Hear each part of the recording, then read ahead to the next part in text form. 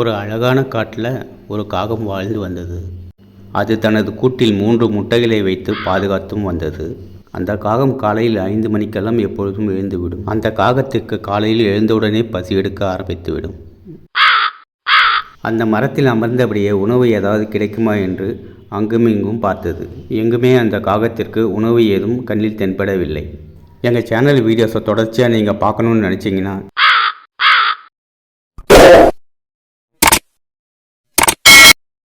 அந்த காகம் உணவு சாப்பிட்டு வரலாம் என்று அந்த இடத்தை விட்டு புறப்பட்டது.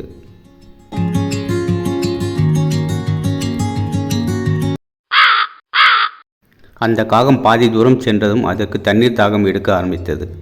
அந்த காட்டில் தண்ணீர் ஏதும் கிடைக்குமா என்று அங்குமிங்கும் சுற்றி சுற்றி பார்த்தது.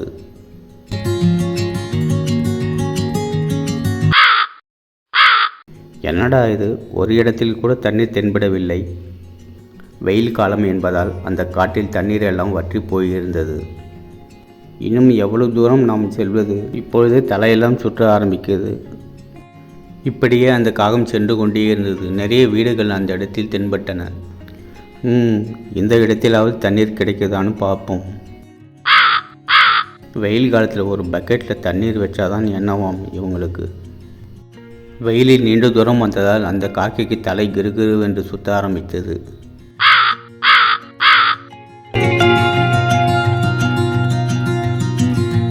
அந்த வீட்டின் மேல் அமர்ந்து சற்று நேரம் ஓய்வெடுத்து விட்டு போகலாம் என்று அந்த வீட்டின் மேல் அமர்ந்தது அந்த காகம். அந்த காகம் சற்று நேரம் ஓய்வெடுக்க ஆரம்பித்தது. அங்கிருந்து அந்த காகம் மீண்டும் புறப்பட்டு சென்றது.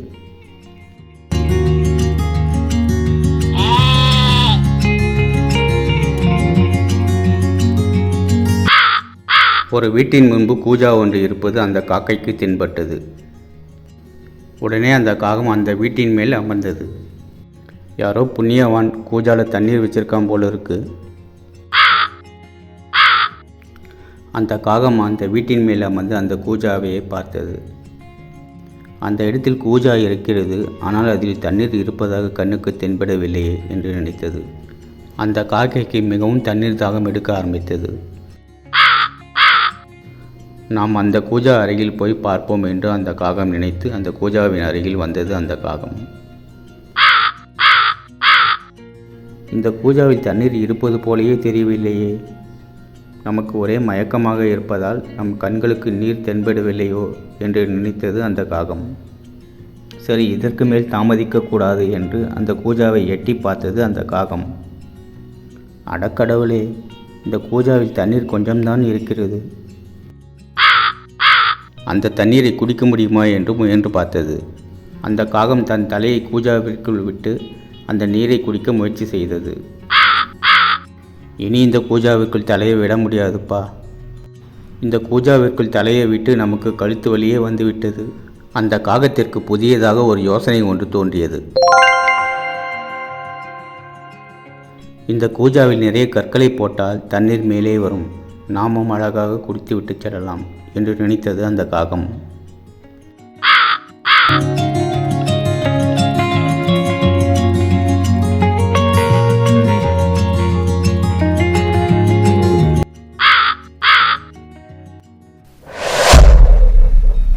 யோசனை நன்றாகத்தான் இருக்கிறது, ஆனால் கற்கள் வேண்டுமே, என்ன செய்வது என்று நினைத்தது அந்த காகம். அப்பொழுது அருகில் கற்கள் இருப்பதையும் அந்த காகம் பார்த்தது. அப்பொழுது அந்த காகம் மிகவும் மகிழ்ச்சி அடைந்தது. உடனே அந்த கற்களை எடுக்க அந்த இடத்தை விட்டு பறந்து சென்றது அந்த காகம்.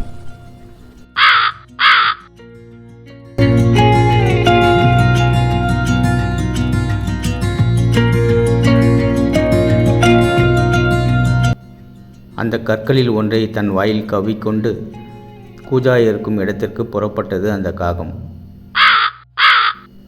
அந்த கல்லை கூஜாவிற்குள் போட்டுவிட்டு மறுபடியும் வேறு ஒரு கல்லை எடுக்க புறப்பட்டது அந்த காகம். ஒரு கல்லை போட்டவுடன் தண்ணீர் கொஞ்சம் மேலே வர ஆரம்பித்தது. இன்னும் கொஞ்சம் கற்களை போட்டால் தண்ணீர் மேலே வரும் என்று நினைத்தது அந்த காகம். மறுபடியும் வேறு ஒரு கல்லை எடுத்து வந்து அந்த கூஜாவிற்குள் போட்டது.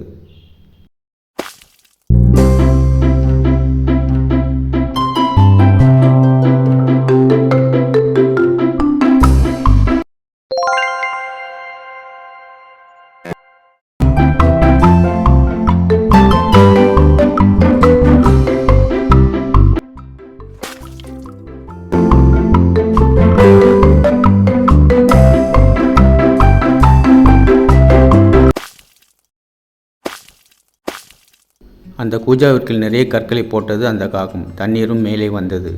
அந்த காகம் மிகவும் சந்தோஷமடைந்தது. அதன் பிறகு நீரை அருந்தியது அந்த காகம்.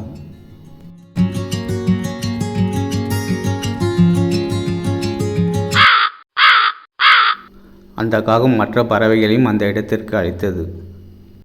அதன் பிறகு அங்கிருந்து புறப்பட்டு சென்றது தனது வீட்டிற்கு. அங்கிருந்த மற்ற பறவைகளும் காகம் அழைப்பதை உணர்ந்தது. அங்கே மரத்தின் மீது உட்கார்ந்து இருந்த பறவைகள் எல்லாம் கூஜா இருக்கும் இடத்தை நோக்கி சென்றது. அந்த இடத்தில் கூஜாவில் தண்ணீர் இருப்பதை மற்ற பறவைகளும் பார்த்தது. ஆஹா, இந்த கூஜாவில் எவ்வளவு தண்ணீர் இருக்கிறது என்று மகிழ்ச்சியுடன் அங்கிருந்த தண்ணீரை பருக ஆரம்பித்தது அந்த பறவைகள். இந்த கதையோட கருத்து என்னன்னா, விடாமுயற்சியும் புத்திசாலித்தனமும் இருந்தால் நம் வாழ்க்கையில் வெற்றி பெறலாம் என்பதே இக்கதையின் கருத்து. அந்த காகம் தன் கூட்டிற்கு சென்று தன் முட்டைகளை பராமரிக்க ஆரம்பித்தது. எங்கள் சேனல் வீடியோவை தொடர்ந்து பார்க்கணுன்னு நினச்சிங்கன்னா மறக்காமல் எங்கள் சேனலை சப்ஸ்கிரைப் பண்ணிவிடுங்க.